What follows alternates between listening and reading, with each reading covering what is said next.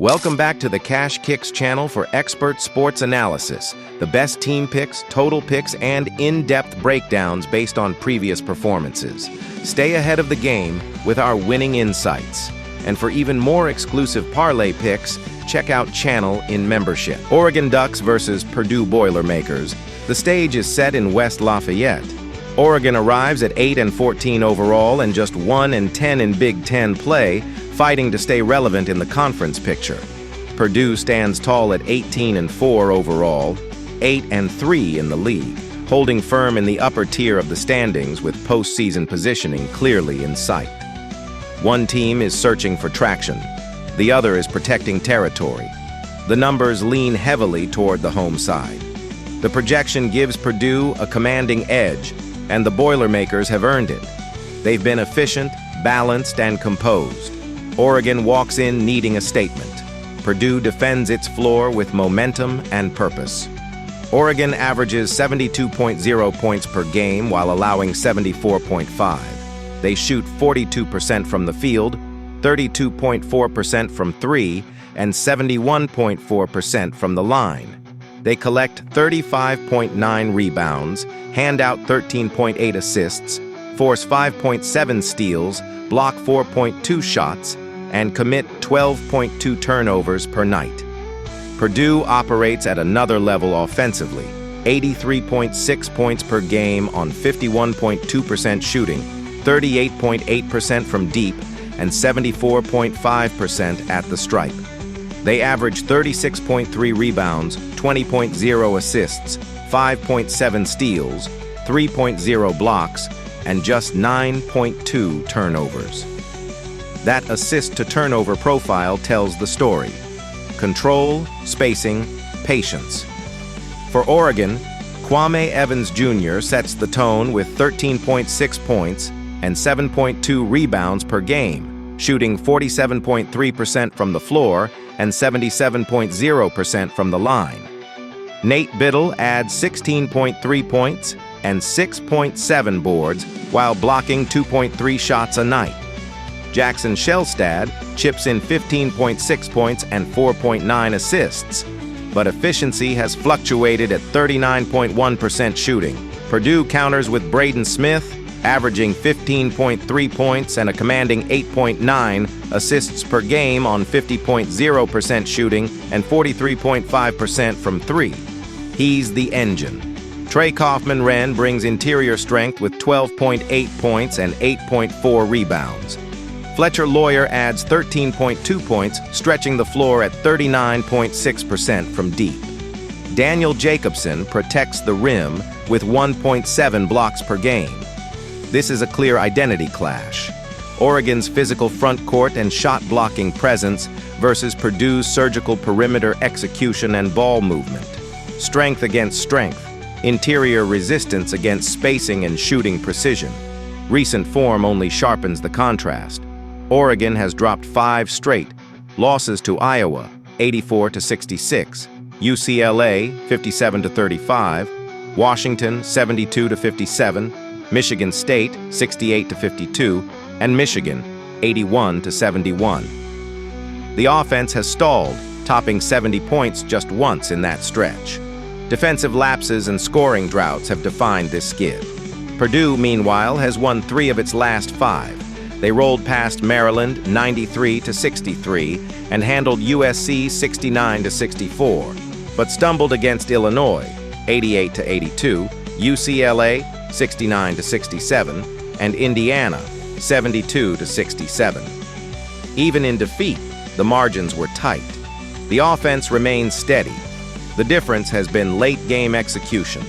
The centerpiece duel is Evans versus Smith, power versus precision. Evans operates downhill, attacking the paint and crashing the glass. Smith dictates tempo, probing, reading, and delivering with efficiency. Smith's 8.9 assists per game against Oregon's 13.8 team average highlights the orchestration gap. If Evans controls the boards and forces second-chance points, Oregon breathes. If Smith controls pace and limits turnovers, Purdue flows. Tactically, Purdue's 20 assists per game against Oregon's 42% team shooting looms large. Ball movement creates clean looks, and Oregon has struggled to contain perimeter rhythm. Purdue's 38.8% three-point shooting will test Oregon's rotations. On the other end, Oregon must leverage its 4.2 blocks per game and interior size to disrupt finishing angles and slow transition. Rebounding will matter, but turnover margin may decide it. Purdue's 9.2 turnovers per game reflects discipline. Oregon's 12.2 giveaways can't fuel easy points in Mackey Arena. In late-game moments, Purdue's guard play and free throw reliability provide steadiness. The X factor is shooting variance. If Oregon finds unexpected rhythm from deep and controls tempo through the half court, the script tightens. But if Purdue establishes early spacing and assist flow, the efficiency gap widens quickly. After analyzing both teams, my first pick for this match is Purdue winner. The edge is balance and control. Purdue's offensive precision, superior shooting efficiency, and backcourt command should dictate pace from start to finish. At home, with conference positioning on the line, the Boilermakers have too much structure and too much firepower.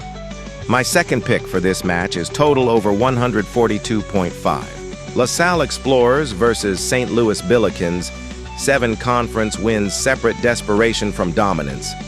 LaSalle enters at 7-16 overall and 3-7 in the A-10, fighting to keep its postseason hopes alive.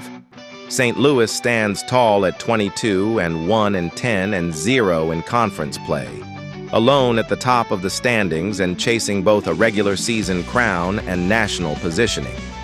The projection is overwhelming, a 97.7% lean toward the Billikens, and on paper, this is a heavyweight hosting a scrapper. But in February, urgency can be dangerous. St. Louis has built its resume on balance, efficiency, and control. LaSalle arrives needing a statement that could redefine its season. St. Louis averages 91.3 points per game, a blistering offensive pace that dwarfs LaSalle's 66.0. The Billikens shoot 52% from the field, 40.7% from three, and 73.6% from the line. They distribute 19.3 assists per game, pull down 42.3 rebounds, and protect possessions with just 12.2 turnovers. Defensively, they add 7.5 steals and 3.1 blocks per night, while allowing only 68.1 points. LaSalle's numbers tell a different story. The Explorers shoot 41.8% from the floor, 29.9% from beyond the arc, and 71.1% at the stripe. They average 13.5 assists, 35.0 rebounds, and 12.4 turnovers. Defensively, they generate 6.7 steals and 2.3 blocks, but surrender 72.0 points per game. Individually, LaSalle leans on Jaden Marshall's 12.9 points per game on 38.1% shooting and an impressive 88.5% at the free throw line. Jerome Brewer Jr. adds 11.8 points on 49.1% efficiency, while Josiah Harris anchors the glass with 5.7 rebounds per game. Ashton Walker contributes 3.4 assists nightly, giving the Explorers some playmaking structure. St. Louis counters with Robbie Avila's 13.0 points, 4.1 assists, and 4.5 rebounds while shooting 51.9% from the field and 44.0% from three. Trey Green pours in 12.3 points and hits 48% from deep. Dion Brown adds 10.9 points and 5.8 rebounds, shooting a remarkable 61.4%. This is a team that scores from everywhere, shares the ball, and finishes efficiently. The defining theme is clear: St. Louis's elite offensive precision against LaSalle's struggle to generate consistent scoring. If the Explorers cannot slow tempo and grind possessions, the math tilts sharply. Recent form reinforces the gap. LaSalle has dropped 3 of its last 5, including a 71-61 loss at Loyola Chicago and a 64-58 defeat to Fordham. Their wins over St. Joseph's, 67-58, and Dayton, 67-64, show competitiveness, but scoring droughts remain a concern. St. Louis has won 5 straight, 91-82 over Davidson, 102-71 against Dayton, 79-76 at George Washington, 97-62 over St. Bonaventure, and 81-77 at Duquesne.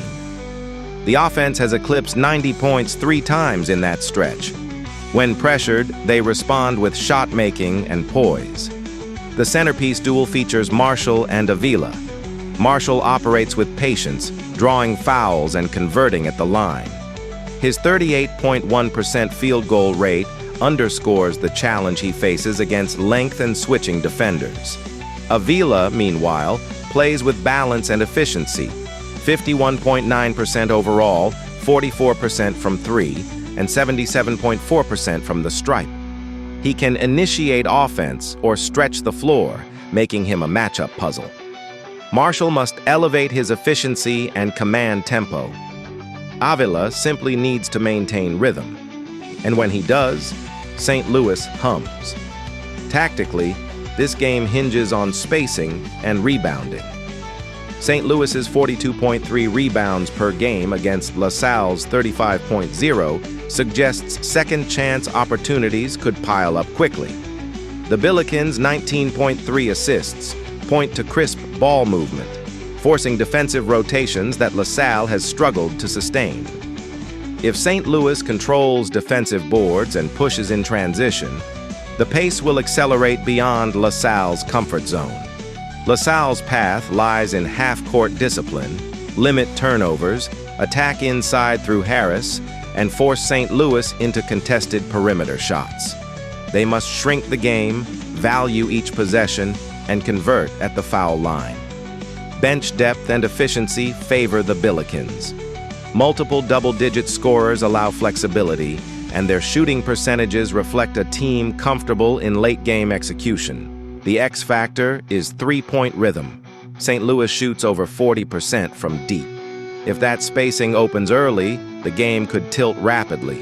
If LaSalle can contest and rebound cleanly, they may keep it within striking distance. After analyzing both teams, my first pick for this match is St. Louis winner. The numbers point to offensive efficiency and rebounding control as decisive edges. St. Louis's balance, shooting precision, and defensive stability should separate them by the second half. Expect discipline, tempo, and depth to carry the Billikens, and reinforce why they sit alone atop the conference. My second pick for this match is total over 150.5. Gonzaga Bulldogs versus Oregon State Beavers.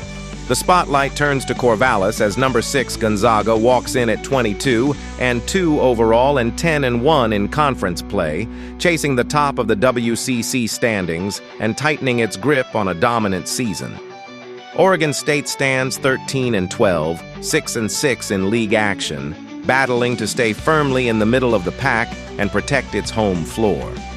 The numbers tilt sharply toward the Bulldogs, a commanding 96.2% projected edge, but conference games in February carry weight far beyond percentages. For Gonzaga, it's about control and positioning. For Oregon State, it's about proving they belong in the conversation. Gonzaga's statistical profile reads like a contender built on balance and efficiency. They pour in 87.8 points per game while shooting 51% from the field, 35.3% from 3, and 68.8% at the line. They dominate the glass at 41.8 rebounds per game and distribute with precision at 18.5 assists. Even defensively, they generate 9.0 steals and 3.5 blocks per contest while allowing just 67.3 points. The tempo is assertive, but never reckless. Oregon State operates differently. The Beavers average 70.6 points on 42.1% shooting, 34.1% from deep, and a strong 77.3% from the stripe. They rebound at 32.0 per game and hand out 13.2 assists, with 6.0 steals and 3.7 blocks. Defensively, they surrender 74.1 points, workable but vulnerable against elite offenses.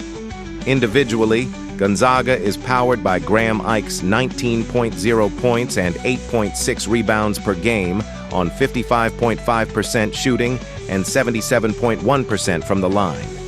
Braden Huff adds 17.8 points on an efficient 66.2% from the field.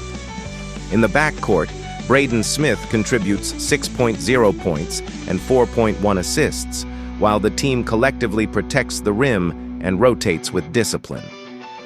For Oregon State, Josiah Lake leads with 13.5 points, 3.8 assists, and 1.5 steals, shooting 49.7% overall and 37.7% from three, while converting 83.2% at the line. Johan Munch controls the glass at 5.0 rebounds per game and adds interior presence with 0.9 blocks. The Beavers rely on balance and perimeter spacing, but they lack the consistent interior scoring punch Gonzaga brings. The defining theme is clear: Gonzaga's elite offensive efficiency against Oregon State's defensive resistance. If the Bulldogs dictate pace and win the glass, this becomes a numbers game the Beavers can't sustain. Recent form sharpens the contrast. Gonzaga is 3-2 over its last 5, but even their losses have come in tight, competitive margins. A narrow 87-80 defeat and another single-digit setback. Their wins have been controlled: 73-65, 68-66, 84-60. The defense tightens when necessary, and their offensive rhythm rarely disappears. Oregon State is also 3-2 in its last 5, including a 74-64 win and a gritty 78-76 overtime victory. But their losses have been uneven: an 81-51 setback and a 81-64 defeat, revealing volatility. When their perimeter shots fall, they compete. When they don't, the scoring droughts stretch quickly. At the center of this matchup is Ike versus Lake, power against pace. Ike operates with strength and patience on the block, finishing efficiently and controlling second chances. Lake plays with rhythm, capable of spacing the floor and creating off the dribble. Ike's 55.5% efficiency inside challenges Oregon State's interior depth, while Lake's 37.7% from 3 tests Gonzaga's perimeter containment. One dictates through physicality, the other through timing and shot selection. Tactically, Gonzaga owns the rebounding edge, nearly a 10-board advantage per game. That translates to second-chance points and transition opportunities. Their 18.5 assists per game signal fluid ball movement and spacing that can stretch Oregon State's help defense. The Beavers must limit turnovers and control tempo because Gonzaga's length and activity in passing lanes can quickly flip possessions. Bench production and late-game execution lean toward Gonzaga. Their efficiency under pressure, plus the ability to score from multiple positions, gives them a steadier closing gear. Oregon State's X factor is perimeter shooting. If Lake and the supporting cast catch rhythm early, they can compress the margin and force Gonzaga into a half-court grind. But over 40 minutes, efficiency wins. Gonzaga's rebounding control, superior field goal percentage, and offensive depth create too many consistent advantages. Oregon State will compete early, especially at home, but the Bulldogs' balance and execution separate in the second half. After analyzing both teams, my first pick for this match is Gonzaga winner. The difference is discipline and efficiency. Gonzaga's ability to score cleanly, defend without fouling, and own the glass. In a game defined by margins, the Bulldogs bring the sharper edge, and they leave Corvallis with control intact. My second pick for this match is total over 143.5. Illinois fighting. Illini versus Michigan State Spartans. The Breslin Center lights up for a heavyweight Big Ten collision. Illinois arrives at 20-3 overall and 11-1 in conference play, sitting near the top of the league standings. Michigan State stands 19-4, 9-3 in the Big Ten, firmly in the hunt and protecting its home floor in East Lansing. The margin between these programs is razor thin. Illinois level in conference record with Michigan atop the table, Michigan State just 2 games back and chasing position before the stretch run. The numbers hint at how tight this is. A near coin flip projection gives Michigan State a slight 51.7% edge to Illinois' 48.3%. That's the definition of a statement game. First place implications for the Illini, momentum and positioning for the Spartans. Illinois brings an offense that averages 84.6 points per game, shooting 46.9% from the field, 36.1% from 3, and 78.9% at the free throw line. They rebound at 41.6 per night, dish out 14.7 assists, generate 3.6 steals, and protect the rim with 4.8 blocks. Defensively, they allow 67.2 points per game. Michigan State counters with 78.9 points per contest on 47.3% shooting, 35.1% from beyond the arc, and 74.4% at the stripe. They match Illinois on the glass at 41.1 rebounds, move the ball at a higher rate with 18.8 assists per game, force 5.7 steals, and contribute 4.4 blocks. They give up 64.9 points per game, slightly stingier than Illinois. Keaton Wagler leads Illinois with 17.9 points per game, adding 5.0 rebounds and 4.3 assists while shooting 48.0% from the field, 44.4% from 3, and 80.7% at the line. David Merkovich anchors the interior with 12.3 points and 8.2 rebounds per game, while Zvonimir Ivasic supplies 2.3 blocks per night as the defensive backbone. For Michigan State, Jeremy Fears Jr. leads the offense with 14.7 points and 8.9 assists, shooting 44.8% from the field and 89.6% from the line. Jackson Kohler adds 12.9 points and 9.1 rebounds on 52.1% shooting, while Carson Cooper contributes 7.2 rebounds and provides rim protection with 1.0 block per game. Illinois brings spacing, perimeter efficiency, and transition scoring. Michigan State counters with structure, strong ball movement, half-court execution, and disciplined defense. The central battle is Illinois' shooting and pace against Michigan State's defensive cohesion and control. Illinois has won 5 straight, topping Northwestern, Nebraska, Washington, Purdue, and Maryland. They've combined strong scoring with firm defense, holding 3 opponents under 70. The Illini aren't just winning, they're dictating tempo and closing games decisively. Michigan State has split its last 5, with road losses to Minnesota and Michigan, but wins over Rutgers, Maryland, and Oregon. Their defense can be dominant, yet road consistency has been uneven. Back home, they look to regain rhythm. Wagler is a scoring guard who blends efficiency with shot-making range. At 44.4% from 3 and over 80% at the line, he punishes defensive lapses and closes games with poise. His 4.3 assists show he can create when help arrives. Fears Jr. is the floor general, averaging nearly 9 assists with strong control and vision. He sets the tempo, breaks down defenses, and shoots close to 90% from the line. His value lies in orchestration. When he's comfortable, Michigan State's offense flows. Inside, the Merkovich-Kohler matchup is pivotal. Kohler's 9.1 rebounds per game versus Illinois' strong team rebounding will shape second-chance points and transition opportunities. This game comes down to efficiency and tempo. Illinois scores more and shoots better from 3, while Michigan State moves the ball well and allows slightly fewer points.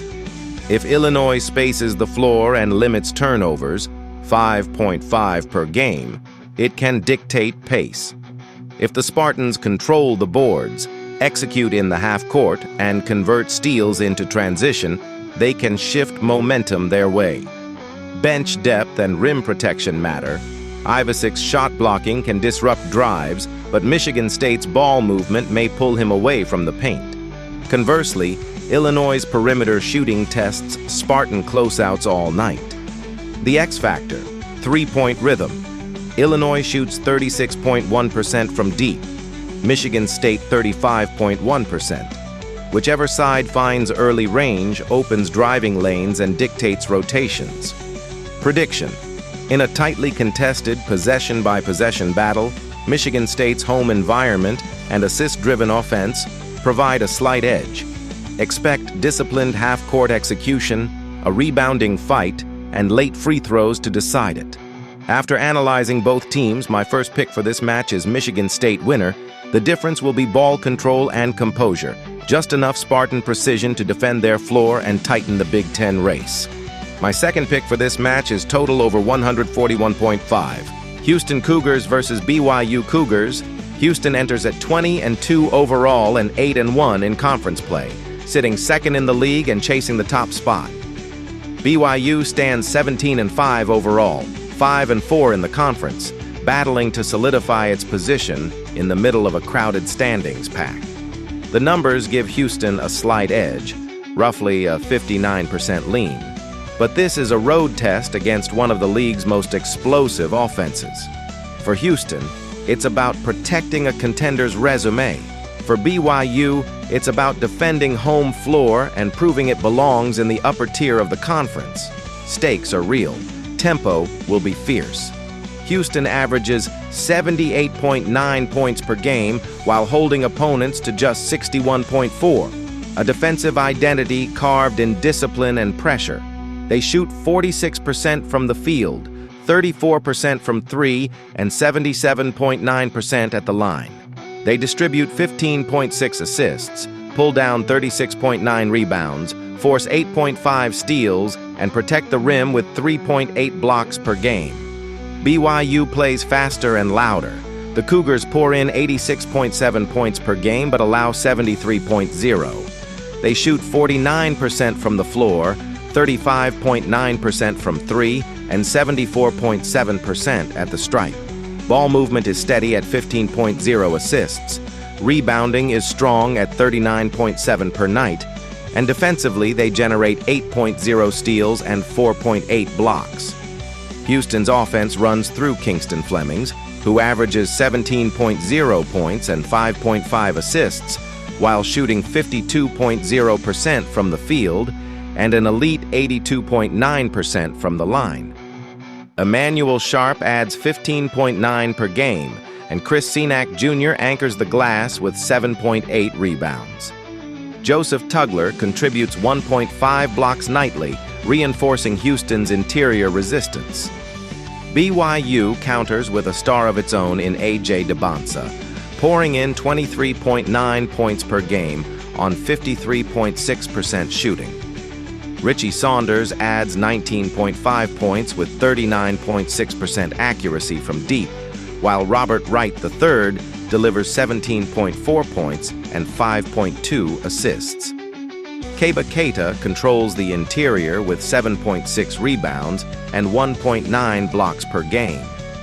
This matchup defines itself clearly: Houston's defensive efficiency versus BYU's offensive firepower, discipline against tempo, half-court execution versus transition rhythm. Houston has won 4 of its last 5, including victories over UCF, Cincinnati, TCU, and Arizona State, with its only recent slip a 90-86 loss to Texas Tech. They've consistently held opponents under control, winning with balance and late-game steadiness. BYU has dropped 3 of its last 5. Losses to Oklahoma State, 99-92, Kansas, 90-82, and Texas Tech, 84-71, exposed defensive stretches where opponents dictated pace. Wins over Arizona, 86-83, and Utah, 91-78, showed how dangerous BYU can be when its offense flows and the crowd fuels momentum. Momentum leans slightly toward Houston, steadier, sharper defensively, while BYU searches for defensive consistency to match its scoring punch. The headliner duel centers on Kingston Flemings and A.J. DeBansa. Flemings is efficient and composed, shooting over 52% from the field while orchestrating Houston's half-court sets. He blends scoring with distribution and rarely forces the action. DeBansa is pure offensive acceleration, 23.9 per game, attacking downhill, spacing the floor, and finishing through contact at 76% from the line. One thrives in control, the other in momentum. If Flemings dictates tempo and keeps Houston's offense balanced, the visitors can grind this into their style. If DeBansa finds early rhythm and BYU's shooters stretch the floor, the game tilts into a track meet. Tactically, Houston will aim to shrink the floor, switch hard on the perimeter, and force contested jumpers. Their 61.4 points allowed per game reflect defensive connectivity and rebounding discipline. BYU must counter by pushing pace, leveraging its plus 2.8 rebounding edge, and creating second-chance opportunities. Turnovers could decide it. Houston's defensive pressure generates steals and fuels controlled transition. BYU's higher scoring output comes with a willingness to trade baskets. But against a team that defends this tightly, empty possessions multiply. Bench depth and rim protection matter. Keita's shot-blocking presence challenges drives, while Tugler's length anchors Houston inside. Whichever front court imposes physicality without fouling gains late-game leverage. The X factor is shot selection. If BYU shoots near its 49% average and protects the glass, it can outscore Houston's structured attack. But if Houston slows tempo and holds BYU near its 73-point defensive average allowed, the math shifts. After analyzing both teams, my first pick for this match is Houston winner, Houston's defensive steadiness and late-game composure travel. BYU will surge in stretches, but over 40 minutes, discipline and shot efficiency win out. The road team grinds, controls tempo, and leaves Provo with a statement victory. My second pick for this match is total over 146.5.